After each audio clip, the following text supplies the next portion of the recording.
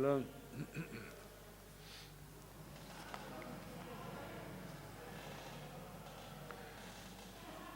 जिन शासन जिन वाणी सदा जयवंत हो, श्रमण संग सदा अविचल मंगल हो। मुक्ति को प्राप्त श्रमण भगवान महावीर स्वामी, उनकी परम पावन कल्याणी भागवती वाणी वाचक प्रमुख श्री इंद्र भूति गौतम आदि गणधर भगवंत जुग प्रधानाचार्य परम पूज्य श्री सुधर्मा स्वामी जी महाराज, उनकी परम पावन पाठ परंपरा वर्तमान आचार्य ध्यान योगी परम पूज्य श्री शिव मुनि जी महाराज एवं गुरुजन सबके पावन चरण सरोजों में मेरा अनंत अनंत वार वंदना नमस्कार।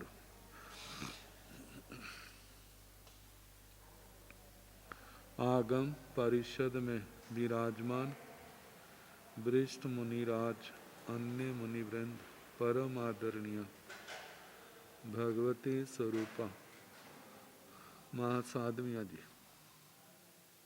श्री स्थानक सूत्र की वाचना प्रारंभ है। 8वां स्थान सुनाया जा रहा है। 8 की बातों में कल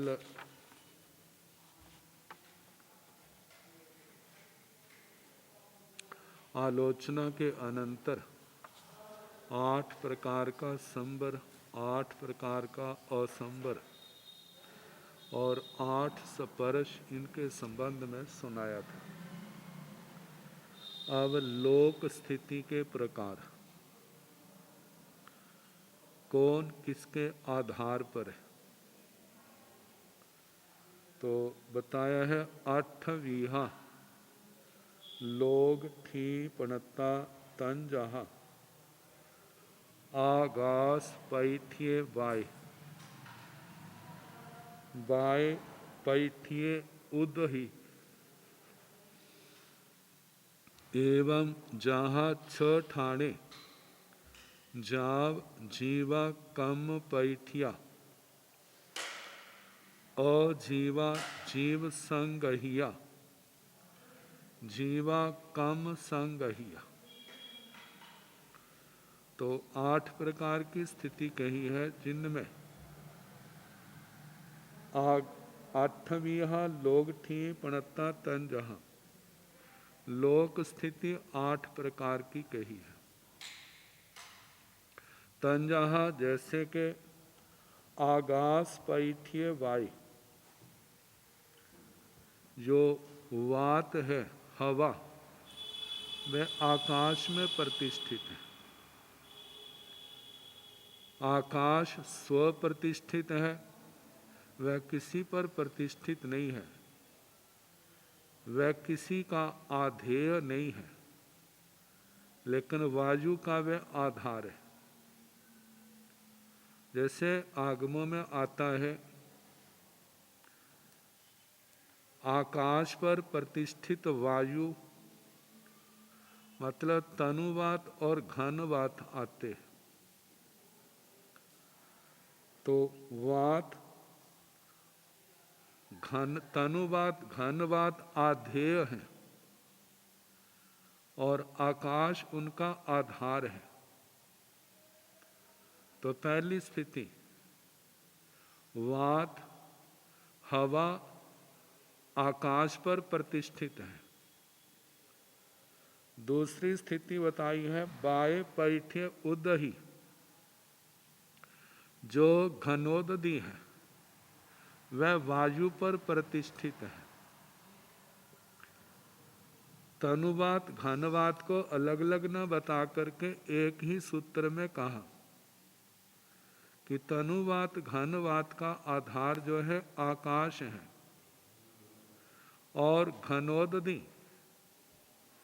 जो 7 नरक पृथ्वियों के नीचे है, 20,000 योजन जिसकी मोटाई और फैलाव पृथ्वियों के जितना है।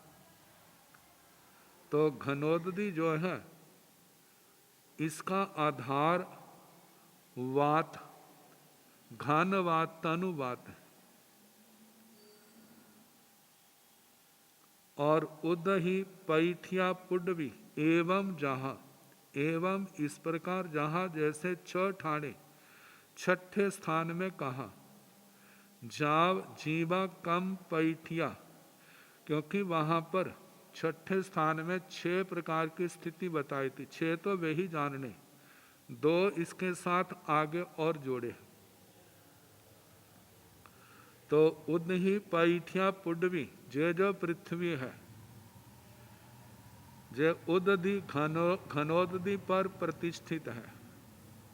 मतलब रत्न प्रभा आदि पृथ्वियों का जो आधार है वह घनोदधि है।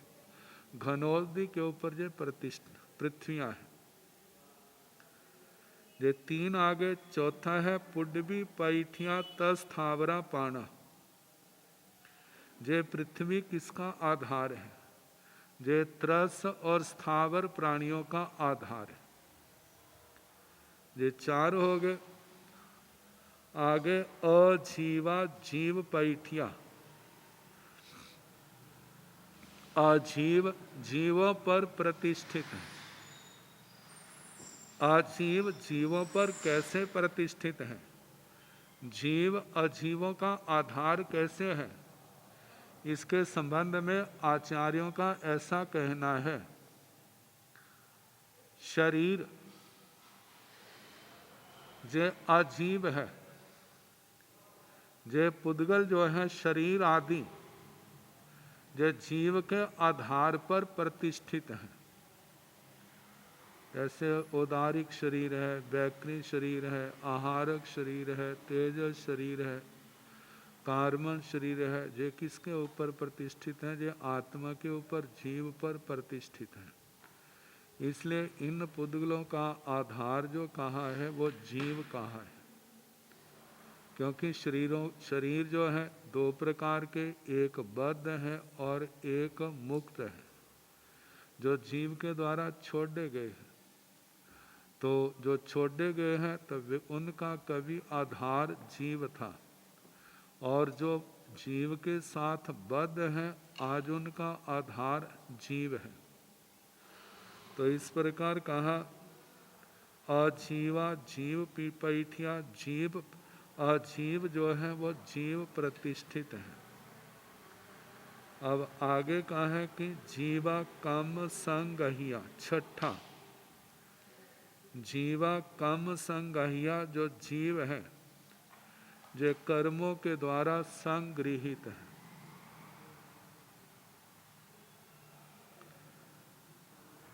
जीवा कम संगहिया, इसके संबंध में कहा है जीव की जितनी भी संसार में त्रस स्थावर आदि पर्याय देखने में आती है, चाहे वो 4 गतियों के रूप में हो, चाहे वो 5 जातियों के रूप में हो, 6 काया के रूप में हो, 24 दंडकों के रूप में हो, स्त्री पुरुष शरीर जो शारीरिक रचना के रूप में जो भेद है, इन सब के मूल में कौन काम कर रहा है?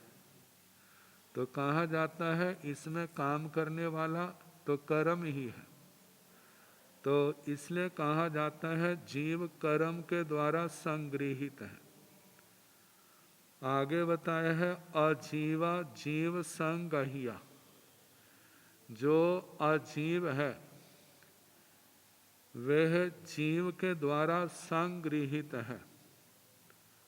जैसे कहा जाता है मनोवर्गणा के पुद्गल, भाषा वर्गणा के पुद्गल, इनको जीव ही तो ग्रहण करता है।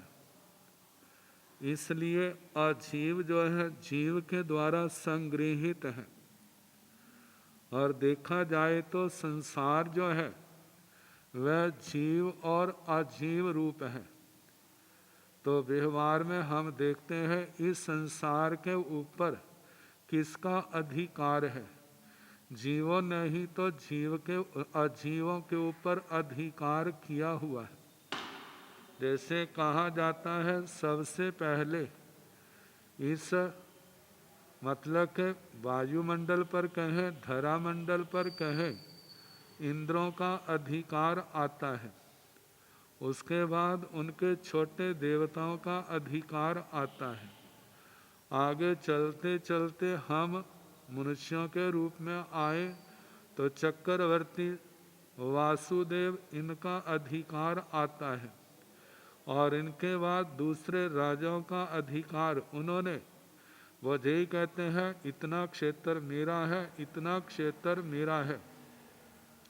फिर आगे चले गाथापति जो संपन्न लोग हैं उनका अधिकार है, जे मेरा क्षेत्र है, जे मेरा क्षेत्र है।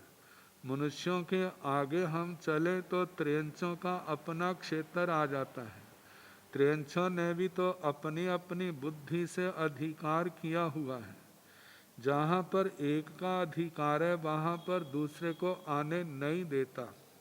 तो इस प्रकार से देखा जाए तो सातवां जो है अजीवा जीव संगहिया, अजीव जो है जीव के द्वारा संगृहित है। अजीवों को का संग्रह जो है जीवों ने किया हुआ है। आठवीं जो लोक स्थिति है उसके संबंध में कहा है जीवा कम संगहिया। इन जीवों का संग्रह किसने किया है? जीवों को संसार में पकड़ने वाला कौन है? तो वह देखा जाए जीवों का संग्रह करने वाले तो कर्म है। कर्मों ने जीव को पकड़ा हुआ है। कहने को तो जीव कह देता है दुनिया मेरी है, लेकिन देखा जाए तो इस जीव को चलाने वाले कौन हैं? जो इस आत्मा ने ही जो कर्म बांधे हुए हैं, उन कर्मों का फल भोगने के लिए एक समय समय पर जीव जो है अपना स्थान बदलता रहता है। तो कहा जाता है संसार में कर्म फल भोगने के लिए जीव जो है उसका स्थान परिवर्तन होता है। सिद्ध भगवंतों के पास कोई कर्म नहीं है, इसलिए उनका कोई स्थान परिवर्तन भी नहीं होता। जो सिद्ध जीव जिस स्थान पर विराजमान है वह सिद्ध सदा सदा के लिए वहीं पर होगा, वहीं पर रहेगा। कोई भी एक स्थान से दूसरे स्थान पर नहीं जाता। लेकिन जब हम संसार में देखते हैं तो जीव अपने कर्म का फल भोगने के लिए कर्मों के द्वारा उसी स्थान पर पहुंचा दिया जाता है। तो इसलिए कहा जाता है जीव किसके द्वारा संगृहित है? जे कर्म के द्वारा संगृहित है। तो पहले तो आधार आधेय संबंध है। जैसे आकाश आधार है, वात तनुवात घनवात उसके आधेय है। आगे घनोदधि का आधार घनवात है, मतलब वात है, और घनोदधि आधेय है। आगे हम देखें तो घनोदधि आधार बन जाता है और पृथ्वी उसका आधेय बन जाती है। आगे फिर पृथ्वी आधार बन जाती है, त्रस स्थावर प्राणी उसके आधेय बन जाते हैं। त्रस स्थावर प्राणी आधार बन जाते हैं और जो शरीर है जीव के द्वारा गृहीत वे उसके आधेय बन जाते हैं। अब इसके आगे जीव और कर्म, अजीव जीव इनका आपस में ग्राह्य ग्राहक भाव है। कहीं पर जीव ने जीवों को ग्रहण किया हुआ है तो इसलिए जीव ग्राहक बन गया, और कहीं पर अजीव कर्मों ने जीव को ग्रहण किया हुआ है तो इस दृष्टि से कर्म ग्राहक बन गया और जीव उसका ग्राह्य बन गया। तो बताया है छठी, पांचवी, छठी लोक स्थिति में आधार आधेय भाव की विवक्षा है। सातवीं और आठवीं स्थिति जो लोक स्थिति है उसमें संग्राह्य और संग्राहक भाव की सिद्धि होती है। भगवती सूत्र के प्रथम शतक के छठे उद्देश्यक में इन आठों बातों का वर्णन किया है। जहाँ पर स्थानक सूत्र के 8वें ठाणे में 8 बातें ग्रहण की है और आखिरी 2 को छोड़ करके छठे स्थान में 6 का वर्णन किया गया था। तो इस प्रकार लोक स्थिति का वर्णन हुआ। अब इसके आगे अष्टविध गणी संपदा, 8 प्रकार की गणी संपदा। गणी संपदा, गणी आचार्य, उनके गुणों का वर्णन। इन 8 संपदाओं का बड़े विस्तार के साथ वर्णन जब दशाश्रुत स्कंद की वाचना चल रही थी तो चौथी दशा में इन सब का वर्णन आया था, जहाँ पर 8 अंक के कारण से 8 बातों का ग्रहण किया जा रहा है। तो इसलिए गणी संपदा को भी इस 8वें स्थान में स्थान दिया। 8वीं गणी संप्यापणता, 8 प्रकार की गणी संपदा कही है। 8वीं गणी संप्यापणता तंजा आयार संपया, सूय संपया, शरीर संपया, वयन संपया, वायन संपया, मयि संपया, पयोग संपया, संगह परिन्ना नाम 8वां। 8वीं गणी संप्यापणता, गणी संपदा, आचार्य की संपदा। संपदा संपत्ति को कहते हैं, जिनके कारण से इस गौरवपूर्ण स्थान को जिन्होंने प्राप्त किया। तो वो जो कारण है वे 8 हैं।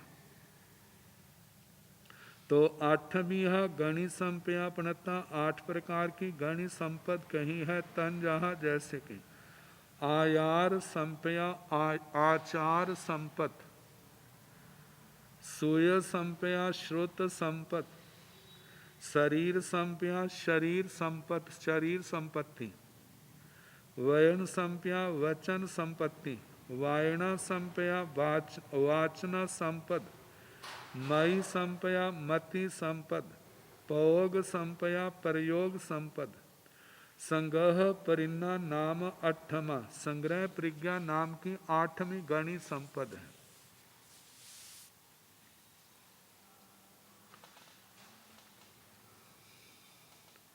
कहाँ है? गणी, गण समुदायो भूयान अतिशयावान वा, गुणानां साधूनां वा, यस्य अस्ति स गणी। गण का एक अर्थ है समुदाय। समुदाय 2 प्रकार का, एक तो गुणों का समुदाय, दूसरा है साधु सती का समुदाय, साधु साध्वी का। जे समुदाय जस्यास्ति स गणी, जिसके पास है उसको गणी कहा जाता है। जो गुणों का भी, जिनके अंदर गुणों का समूह है, ज्ञान दर्शन चारित्र आदि का, और दूसरा साधु साधियों का भी गण है, जो उसकी निष्ठा में उनकी आज्ञा में विचरते हैं। तो गुण और साधु साधियों के गण समूह के कारण से गणी कहा जाता है। गणी का मतलब आचार्य। आचार्य उनकी तस्य संपद समृद्धि भाव रूपा गणी संपद। गणी आचार्य की संपत्ति। पहला चलते फिरते तो साधु साध्वियाँ हैं, और ये तो बाहर की दृष्टि से अंतःकरण आत्मा की दृष्टि से देखा जाए तो जे आचार संपद आदि जो उनकी अपनी संपदा है। तो जे आठों का वर्णन पहला है आयार संप्या आचार संपत्ति। चारित्र का दृढ़ता से पालन करना ये आचार संपदा है, मतलब दृढ़ आचार का धनी होना। जो स्वयं आचार का पालन करता है वह ही दूसरे से आचार का पालन करवा सकता है। जो स्वयं आचार की संपदा का धनी नहीं है, जिनका जो आचार के क्षेत्र में स्वयं शिथिल हैं, ढीले हैं, वे दूसरे से उत्तम आचार कैसे पालन करवाएंगे। तो बताए हैं चारित्र का दृढ़ता से पालन करना आचार संपदा है। संयम की सभी क्रियाओं में स्थिरता पूर्वक मन वचन काया को लगाना पहली बात। दूसरी बात, गणी की उपाधि मिलने पर जाति आदि के अहंकार से मुक्त होना। मैं गणी हूँ, मैं आचार्य हूँ, मैं उत्तम जाति का हूँ, ऐसा अहंकार बिल्कुल नहीं होना चाहिए। अगली बात, बिने भाव सहित होना। जो अपने से वृद्ध हैं, बड़े हैं, उनके प्रति श्रद्धा भाव और विनय भाव, आदर भाव होना। अप्रतिबद्ध विहार, चतुर्मास काल को छोड़कर एक कल्प से अधिक कहीं भी ना ठहरना। कारण विशेष से ठहरना पड़े वो बात अलग, अन्यथा नहीं। क्योंकि कहा जाता है आचार्य भगवान, उनका जितना विहार होगा संग का उतना ही प्रभाव होगा। वृद्धशीलता, शरीर और मन से निर्विकार रहना।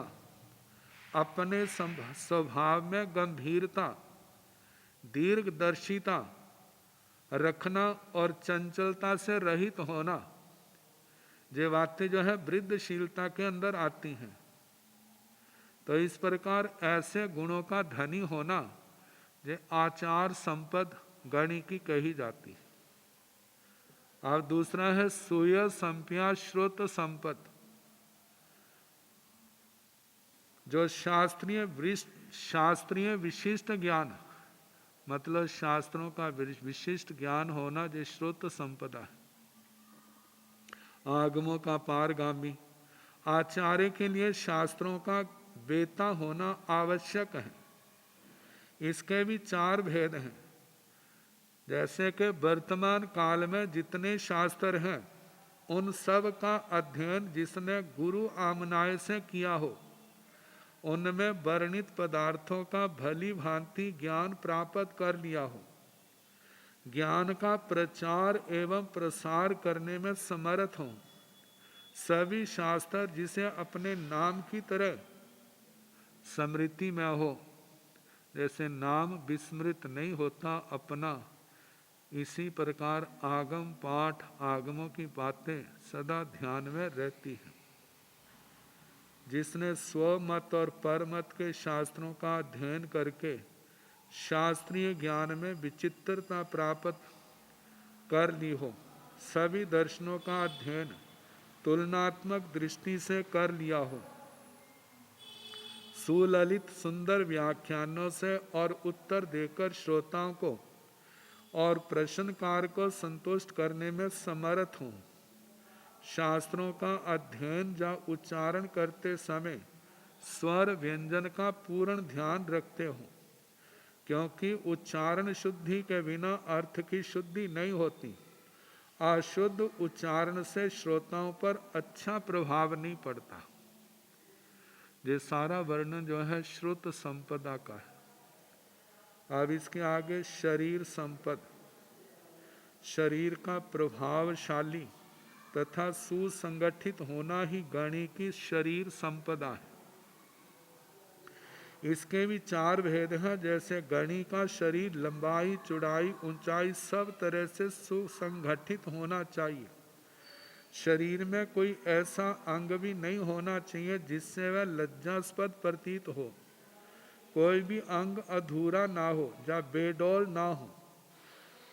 मतलब कि ऐसे गुणों का होना गणी के लिए अनिवार्य है, क्योंकि सर्वांग पूर्ण शरीर ही प्रभावक होता है।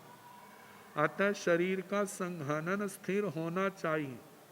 5 ज्ञानेंद्रियां 5 कर्मेंद्रियां पूर्ण होनी चाहिए। केशी कुमार का प्रभाव महाराजा परदेसी पर और अनाथी मुनि का प्रभाव महाराजा श्रेणी के ऊपर सबसे पहले शरीर का ही पड़ा था, जिस कारण वे महाराज उनके आगे नतमस्तक हो गए थे। चौथा है वचन संपद, मतलब वचन के अंदर प्रभावकता होनी चाहिए। वचन कैसे हो? आदेय, मधुर, सरस, सत्य वचन। वाणी के अंदर सत्यता, इनका होना गणी कीजिए वचन संपद है। इसके भी चार भेद हैं। जैसे गणी के वचन जनता के द्वारा ग्राह्य एवं मान्य हो, और ये तभी होते हैं जब बड़े सोच विचार के गुण दोष आदि का सारा विचार करके कहे जाते हैं। गणी के वचन मीठे और सरस होने चाहिए। वाणी के अंदर मधुरता हो, उसके अंदर तीखापन कड़वापन ना हो। सबका हित रखते हुए शांत चित्त से वचन बोलना और किसी का पक्षपात नहीं करना। मध्यस्थ होकर वचन बोलना जे गणी की वचन संपद है। जिस वचन का आशय बिल्कुल स्पष्ट हो, संशयात्मक ना हो, दुविधात्मक ना हो, सुनने वाले के लिए किसी तरह का संदेहजनक ना हो, ऐसा सुस्पष्ट वचन बोलना ही बड़ों का बड़प्पन होता है। तो ये वचन संपद चौथी है। पांचवी संपद है वाचना। शिष्यों को शास्त्र पढ़ाने की योग्यता को वाचना संपद कहते हैं। इसके भी चार भेद हैं। जैसे शिष्य को कौन सा सूत्र, कौन सा अध्ययन किस प्रकार पढ़ाना उचित है, इन सब बातों को जानकर उन्हें मनोवैज्ञानिक पद्धति से पढ़ाना। शिष्य की बुद्धि, रुचि और योग्यता देखकर पढ़ाना। जितना वह सूत्र से या अर्थ रूप से ग्रहण कर सकता है उतना ही उसे पढ़ाना। अर्थ को नए निक्षेप, अनुयोग आदि के द्वारा विशद समझाना, ये जो है गणी की पांचवी संपत्ति है। छठी है मति संपद। मति ज्ञान की उत्कृष्टता को मति संपद कहते हैं। इसके भी चार भेद हैं। जैसे अवग्रह, ईहा, अवाय और धारणा। प्रत्येक भेद के साक्ष्य पर बहुविध, ध्रुव, अनिश्चित और असंदिग्ध इन 6 भेदों का प्रयोग होना चाहिए, जो छठे ठाणे में जब आप बोल आए थे। ऐसी विशिष्ट बुद्धि से संपन्न होना गणी की छठी संपदा है। आगे सातवीं है प्रयोग संपद। प्रयोग संपदा गणी को अनुकूल और प्रतिकूल समय का भी जानकार होना चाहिए। यदि कोई वादी शास्त्रार्थ या विवाद के लिए चुनौती देता है तो उस समय अवसर आदि का परिज्ञान होना ही प्रयोग संपदा कही जाती है। इसके भी चार भेद हैं। जैसे अपनी शक्ति देखकर ही किसी के साथ शास्त्रार्थ करना। इस शास्त्रार्थ में मुझे प्रवृत्त होना चाहिए या नहीं, इसमें सफलता मिलेगी या नहीं, उसे इस बात को पहले से ही सोच लेना चाहिए। सभा कैसी है, किन विचारों की है, सभ्य विज्ञ है या अनभिज्ञ, वे किस बात को पसंद करते हैं, इन सब बातों को पहले जान लेना चाहिए। जिस क्षेत्र में शास्त्रार्थ होना है वहाँ जाना या रहना उचित है या अनुचित है, वहाँ की जनता कैसी है, वहाँ किस तरह के उपसर्ग होने की संभावना, वहाँ उपसर्ग की संभावना तो नहीं। इस प्रकार गणिक को क्षेत्र बल को भी देखना आवश्यक होता है। वादी किस मत का जानकार है, उसकी मान्यता क्या है, उसके मान्य ग्रंथ कौन कौन से हैं, पहले शास्त्रार्थ के विषय को जानकर फिर उसमें प्रवृत्त होना चाहिए, अन्यथा नहीं। आगे 8वें संग्रह प्रज्ञा संपद, इसका अर्थ है ज्ञान दर्शन और चारित्र के सहयोगी बाह्य साधनों का उपयोग पूर्वक संग्रह करना। अपने साधु साधियों के संग में किन बातों की आवश्यकता है, जिसमें साधु साध्वियों का ज्ञान दर्शन चारित्र तप जो निर्मल भी हो और बड़े भी, इन बातों का ध्यान रखना। इसके भी पूर्व की तरह 4 भेद हैं, जैसे साधु और साध्वियों को वर्षावास में ठहरने योग्य क्षेत्र एवं स्थान देखना। दूसरी बात है पीठ चौकी पाट पाटला मकान फूस वगैरह का व्यवस्था करना, जथा समय स्वयं स्वाध्याय ध्यान आदि करना, दूसरों को भी प्रवृत्त कराना, अपने से बड़ों का विनय करना, सत्कार करना ही जो संग्रह प्रज्ञा संपदा है। गणि की जो 8 संपदाएं हैं, जिसके इनके बिना गणि द्वारा गण का संचालन नहीं हो सकता। 8 की बातों में जहाँ 8 गणि संपदाओं का वर्णन आया, अब चक्रवर्ती की 8 चक्रवर्ती की निधियों का वर्णन है। एगम एगेण महानिहि 8 चक्रवाल पै ठाणे 8 जोयनाई उड्ढं उच्चतेण पणत्ता। पहले आध्यात्मिक संपदा का वर्णन था, अब लौकिक संपदा का द्रव्य संपदा का वर्णन है। चक्रवर्ती की 9 निधियां होती, लेकिन 9 निधियों में 8 की संख्या क्या है, तो बताया है एगम एगेण महानिहि, एक एक महानिधि 8 चक्रवाल पै ठाणे, 8 पहियों पर प्रतिष्ठित है। कहा जाता है जैसे ट्रेन के लोहे के पहिए होते हैं, ऐसे इसके भी पहिए हैं। तो 8 चक्रवाल पै ठाणे, 8 चक्रवाल मतलब पहियों पर प्रतिष्ठित है। 8 जोयनाई उड्ढं उच्चतेन, 8 योजन ऊंचाई है, पणत्ते के ही है, एक एक 9 निधियों के ही 8 चक्रवाल मतलब पहियों पर स्थित और 8 योजन ऊंचे हैं, 9 की 9 निधियां। आगे 8 इनके संबंध में कहा जाता है प्रत्येक निधि उसकी रक्षा के लिए 1,000 यक्ष नियुक्त रहते हैं। तो आगे 8 की संख्या में 8 समितियां,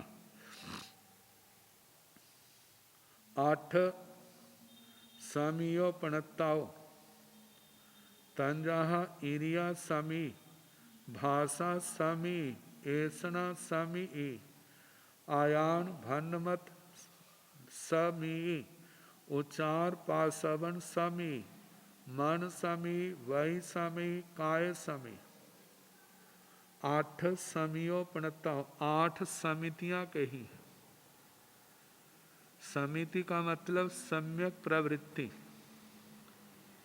इति शब्द जहाँ समाप्ति में भी आता है, लेकिन जहाँ पर प्रवृत्ति अर्थ में आया है, ईण धातु गति अर्थ में आती है, जिसका संस्कृत रूप एथि बनता है, आता है। एथि मतलब जाता है, एति का मतलब आता है। आ उपसर्ग होके वृद्धि हो जाती है तो ऐति बन जाता है। लेकिन जब अकेला इन धातु से ती प्रत्यय किया है तो आगे एति बन जाता है। तो एति का मतलब जहाँ पर प्रवृत्ति है और सम उपसर्ग लगने पर समिति बन जाता है। समिति का मतलब सम्यक प्रवृत्ति। तो जहाँ तो पहले तो 5 समितियां आई, 3 गुप्तियां आई। तो समिति का मतलब प्रवृत्ति से है, गुप्ति का मतलब निवृत्ति से आता है। तो जहाँ पर समिति तंजहा जैसे के ईरिया समी, ईरिया समिति, ईरिया का संबंध चलने से है। चलने से संबंधित जो आत्मा प्रवृत्ति करता है तो उसमें सम्यक प्रवृत्ति करना, चलना विवेक से। इनका विस्तार से वर्णन जो है उत्तराध्ययन सूत्र के 24वें अध्ययन में आ चुका है। तो वहाँ पर सारा वर्णन किया था जो 5 समितियाँ 3 गुप्तियाँ। तो ईरिया समिति चलना विवेक से, जहाँ किसी जीव की विराधना ना हो, इस प्रकार सावधानी पूर्वक गति करना ईरिया समिति है। और भाषा समी, भाषा समिति, बोलते समय पूर्ण रूप से ध्यान रखना, मैं किसी प्रकार का ऐसा वचन ना बोलूं जो दूसरे के हृदय को, आत्मा को आहत करने वाला हो। इसलिए ऐसे वचन बोलना जो हितकारी हो, संदेह से रहित हो और परिमित हो और उसके साथ सत्य हो, ऐसे शब्दों को बोलना ही क्या है? भाषा समिति है। ऐसना समी, ऐसना समिति जीवन यात्रा को चलाने के लिए आवश्यक एवं उपयोगी निर्दोष आहार, पानी, बस्तर, पात्र आदि उपकरणों को जुटाना ऐसना समिति है। आगे आयान भंड मत समी, आदान भंड मात्र समिति, किसी भी वस्तु को ग्रहण करना है तो इन बातों का ध्यान रखना। पहले उसको अच्छी तरह से देखना, प्रतिलेखना करना, प्रमार्जना करना और ऐसा किए बिना उसका ग्रहण करना, उसका उठाना, उसका रखना नहीं होना चाहिए। मतलब के प्रतिलेखन प्रमार्जन किए बिना ना उठाना, ना रखना, ना काम में लाना। जब भी कहीं का प्रयोग करना है तो प्रतिलेखना करे, प्रमार्जना करे और ध्यान से लेना, देना, रखना, उठाना। जे आदान भन मत निक्षेपणा समिति है। उच्चार पाश्रवण समी, उच्चार प्रश्रवण समिति, उच्चार प्रश्रवण आदि इनके पढ़ने की विधि यत्नपूर्वक ऐसे स्थान पर जहाँ पर न किसी की घृणा का कारण बने, ना ही किसी के कषायों का कारण बने और ना ही किसी जीव की विराधना हो, इस बात का ध्यान रखना। ये क्या है? पर उच्चार प्रश्रवण समिति, परिष्ठापनिका समिति। मानसमी, मानसमी का मन समिति, मन का सम्यक प्रकार से प्रयोग करना। मतलब के मुमुक्षु आत्मा है तो मन का जो है वह शास्त्रीय चिंतन में उसका ध्यान रखना, मन पर नियंत्रण रखना, दुष्प्रवृत्तियों से रोकना और शुभ प्रवृत्तियों में मन को लगाना, ये मन समिति है। ऐसे वही समिति वाक समिति, वाणी पर नियंत्रण रखना, सोचकर बोलना, विचार कर कहना, सत्य बोलना, ये वाक समिति है। वचन समिति। आगे काय समिति, प्रत्येक शारीरिक चेष्टा पर नियंत्रण ही काय समिति है। मतलब कि कोई ऐसी गलत हरकत क्रिया नहीं करनी, कोई भी कार्य करते समय विवेक रखना, किसी जीव की विराधना ना हो।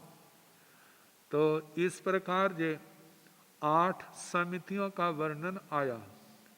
जहाँ जहाँ पर भी शास्त्रों में अणगारों का वर्णन आता है तो वहाँ पर ईरिया समीय, भाषा समीय, ऐसना समीय, आयान भनवन निखेवना समीय, उचार प्रसवन खेल सिंघान जल परिठावनिया समीय, मन समीय, वय समीय, काय समीय, मन गुत्ते, वय गुत्ते, काय गुत्ते, गुत्ते गुत्तिंद्य गुत्त बम्ब यारी इन शब्दों का प्रयोग होता है।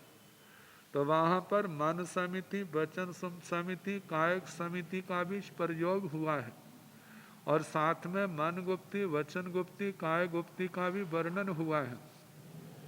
तो वहाँ पर मन वचन काया को सम्यक प्रकार से इस प्रकार प्रवृत्त करना जिससे संबर और निर्जरा हो, और जिस प्रवृत्ति में आत्मा के आश्रव और कर्म का बंध होता है, कहा जाता है उस ओर से अपने आप को मन वचन काया को रोकने का मतलब है कि मन गुप्ति, वचन गुप्ति, काय गुप्ति।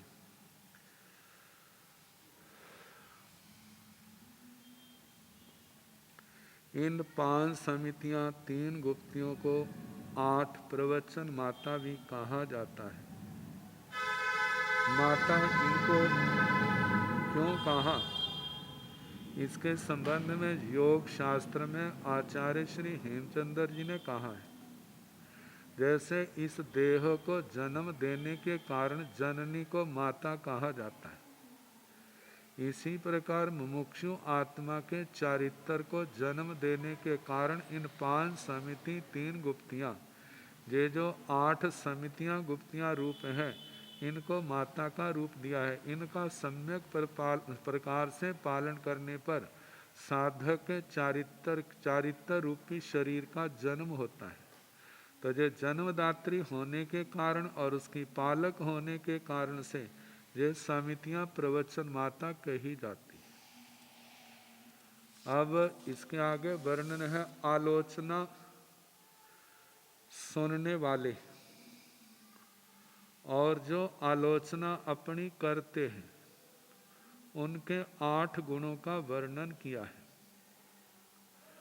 8 ठाणे संपन्ने अणगारे, अरिहाई आलोयना परीक्षितय तन जहाँ, आयारवंग आहारवंग बवहारवंग, ओ मीलाय पकुब्बाय अपरिसाई, निजावय अवाय दंसी। 8 ठाणे संपन्ने अणगारे, अरिहाई आत दोष मा लोई तय तन जहाँ, जाई संपन्ने कुल संपन्ने बीणे संपन्ने नान संपन्ने दंसन संपन्ने चरित्र संपन्ने खंते दंते। 8वें स्थान के अनुरोध से जहाँ पर 8 बातें कही, वैसे जो 10 बातें हैं जिनका 10वें स्थान में वर्णन आएगा। तो जहाँ पर 8 बातों का वर्णन किया है, 8 ठाणे संपन्ने अणगारे, 8 स्थानों से जो संपन्न अणगार हैं,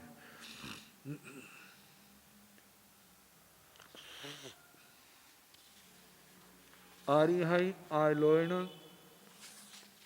आलोयना परीक्षितय, आलोचना ग्रहण करने के योग्य होता है। 8 गुणों वाला जो साधक है उसके आगे अपनी आलोचना करनी चाहिए। वे 8 गुण कौन से हैं? तंजहा, जैसे कि आयारवंग, वह आचार का पालन करने वाला हो। तो आचार में ज्ञानाचार, दर्शनाचार, चारित्राचार, तप आचार और पीर्य आचार, ये 5 प्रकार का आचार होता है।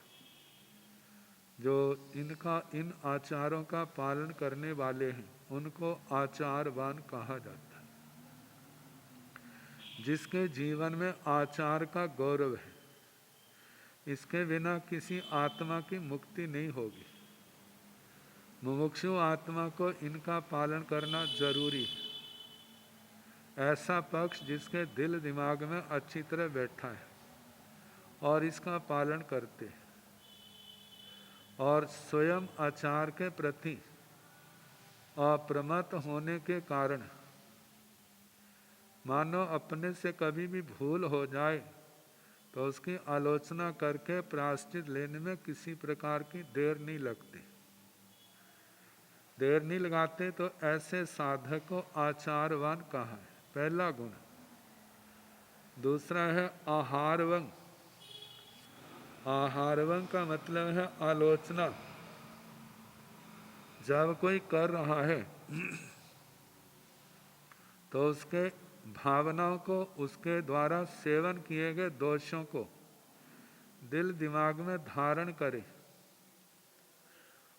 और अपनी स्मृति में रख करके शास्त्रों में किस दोष के सेवन का क्या प्रायश्चित कहा है, तो उन सब का निश्चय करके प्रायश्चित देने में सक्षम हो,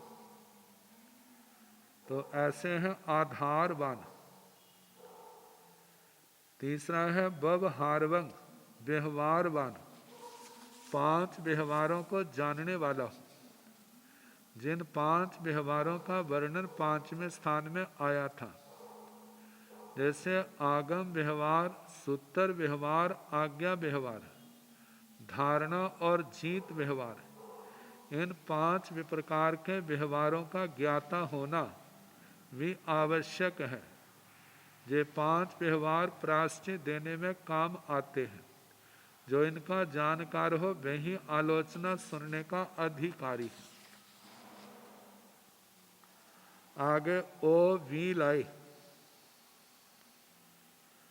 ओ विलय का मतलब जो लज्जावश अपनी आलोचना नहीं कर रहा है, तो उसकी लज्जा को हटाने वाला अपना आत्मीय भाव में लेकर के उसको विश्वास दिलाने वाला वह होता अपव्रीडक, मतलब आलोचना करने वाला। लज्जावश यदि आलोचना नहीं करता है तो क्या होगा, विराधक। तो उसको उसकी लज्जा को हटा करके उससे आलोचना कराने में समर्थ हो। आगे पकुब्बय। पकुब्बय का मतलब प्रकुर्वक, प्रायश्चित दे करके उससे पालन करवा करके आत्मा को, उसके चारित्र को शुद्ध, साधना को शुद्ध करने में सक्षम समर्थ हो। आगे अपरिसाई। छठा है अपरिसाई, अपरिश्रावी। किसी की आलोचना को सुन करके उसको प्रायश्चित दिया, लेकिन कभी किसी के आगे उसका वर्णन ना करे कि इसने इस दोष का सेवन किया था और इसको जे मैंने प्रायश्चित दिया था। अपरिश्रावी, इसके संबंध में कहा जाता है कि आलोचना सुनने वाला गंभीर हो। आगे निजावय। निजावय का मतलब निर्यापक। अब जिसने आलोचना की है, अब जो प्रायश्चित है वह कैसे उसके संघहनन को, उसकी दृढ़ता को, उसकी परिस्थितियों को देख करके इस रूप में प्रायश्चित देना कि उसका दोष भी दूर हो जाए, संघ की व्यवस्था में भी कोई आंच ना आए, और वह प्रायश्चित भी पूर्ण उत्साह के साथ करे। क्योंकि कहा जाता है कोई रोगी डॉक्टर के पास जाता है तो डॉक्टर का ये होता है कि रोगी की रक्षा करना और उसके रोग को नष्ट करना। इसी प्रकार जो आलोचना करने के लिए आया है, जिसके पास आलोचना की है तो उसका कर्तव्य है इसका चारित्र शुद्ध हो, इस आत्मा की रक्षा हो और इसके जो दोष हैं वो सारे नष्ट हो जाएं। शारीरिक परिस्थितियों को देखते हुए मानो यदि वह लंबी तपस्या नहीं कर सकता है, मतलब बेले तेले चौले पंजोले चौमासी, गुरु 6 मासी आदि के रूप में आता है, तो उस तप को इस रूप में बदलना जिससे उसका वो आसानी से कर सके। जैसे व्रतों को आइमिल के रूप में, आइमिल को एकाशनों आदि के रूप में, बिगों के त्याग के रूप में और शास्त्र स्वाध्याय के रूप में ऐसे जो उसके अंदर क्षमता हो उसी के अनुसार प्रायश्चित दे करके उसका शुद्धिकरण करने में सक्षम हो, समर्थ हो। तो जो निर्यापक और आठवां है अपायदर्शी। अपायदर्शी का मतलब है जो अपनी आलोचना नहीं करते। उनकी इस जन्म में कैसे दुर्गति होती है, पर भव में कैसे दुर्गति होती है, और उसके बाद आने वाले भव में उस आत्मा की कैसे दुर्गति होती है, इन सूत्रों से पहले वो जो 8 बातें कही थी वो सारी उनको समझाते हैं कि इसके ऐसे जो आलोचना सम्यक प्रकार से नहीं करता तो उनकी क्या दयनीय स्थिति होती है। जिससे प्रेरित होकर के आलोचना करने वाला अपनी आलोचना करके प्रायश्चित लेकर के भगवान की वाणी का आराधक बन जाता है। तो इस प्रकार इस लोक पर लोक का भय दिखाने वाले 8 ठाणे संपन्ने अणगारे अरिहाई आत दोष मालोई तय तन जहाँ। 8 कारणों से संपन्न अणगार अपने दोषों की आलोचना करने के योग्य होता है। ऐसे गुणों वाला ही अपनी आलोचना करके अपने आप को शुद्ध करता है। तंजह जैसे कि जाई संपन्न जाति से संपन्न हो। जाति में मातृपक्ष लिया जाता है जिसमें विनम्रता, सरलता आदि आते हैं। कुल संपन्न पितृपक्ष लिया जाता है जिसके अंदर दृढ़ता आती है। संकल्प का धनी होना ये गुण आता है जो कहा है उसको पूर्ण करने में समर्थ है। विनय संपन्न जो विनय से विनीतता से विनम्र हो, विनय से संपन्न हो। ज्ञान संपन्न ज्ञान से संपन्न हो। दर्शन संपन्न दर्शन से संपन्न हो। जहाँ ज्ञान है वहाँ पर श्रद्धा में भी दृढ़ता है। चरित्र संपन्न जो चारित्रवान है, चारित्र के गौरव का जिनको एहसास है। खंते जो क्षमावान है, मानो यदि आलोचना सुनने वाले किस समय उसको झिड़कते भी हैं तो उसको समता से सहन कर लेता है। और दंते इंद्रियों का और मन का दमन करने वाले हैं। ऐसे 8 गुणों से संपन्न व्यक्ति ही अपनी आलोचना करने में समर्थ होता है। अब इसके आगे प्रायश्चित के भेद 8 उनका कल जैसे समय होगा कराने का प्रयास किया जाएगा। अब थोड़ी देर प्राकृत व्याकरण कर ले। 3रा पाद।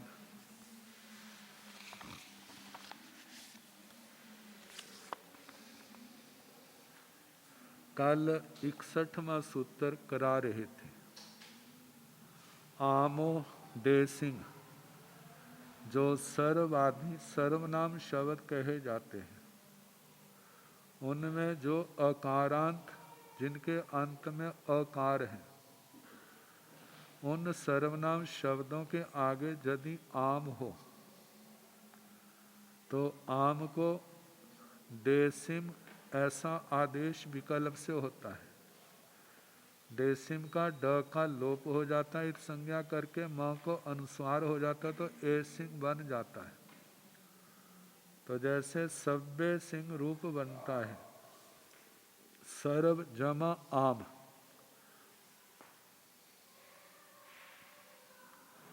तो संस्कृत में इसका रूप होता है सर्वेशाम। वहाँ पर सर्व के आगे आम प्रत्यय है।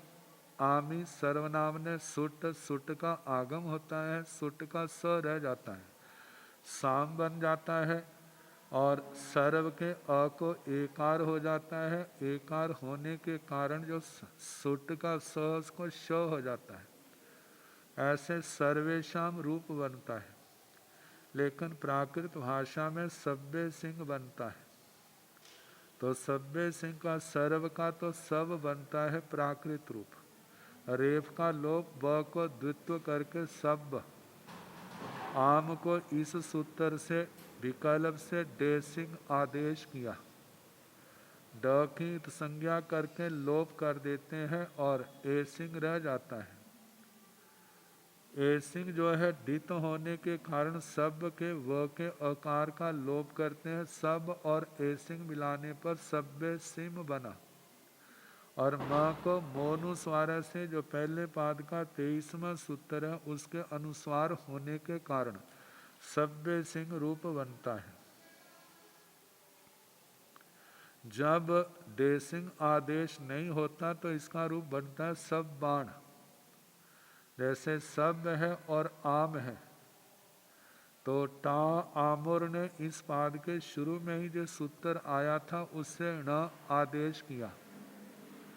ण आदेश करने के कारण और उसके बाद ये टा है, तो उससे पूर्व जो है अ को दीर्घ करने पर सब बाण रूप बनता है। तो दूसरा रूप है अन्य सिंह।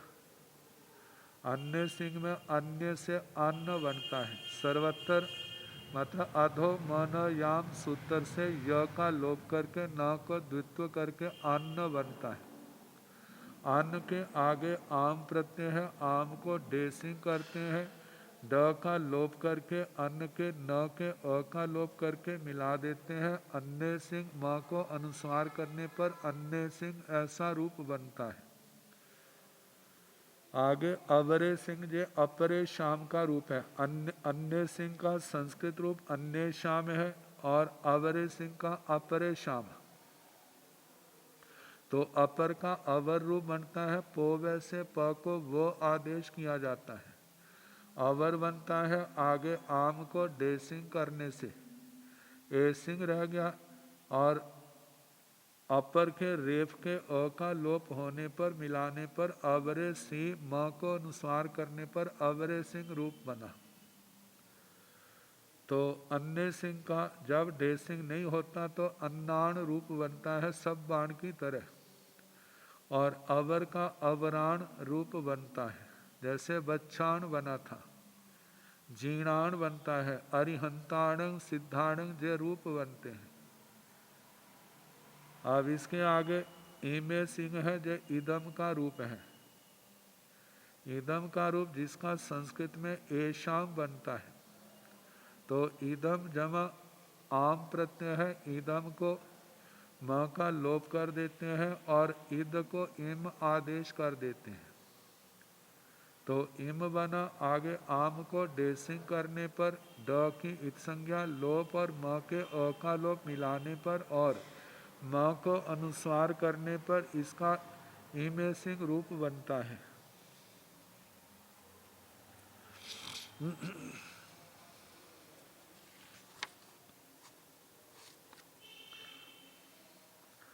आगे ए सिंह।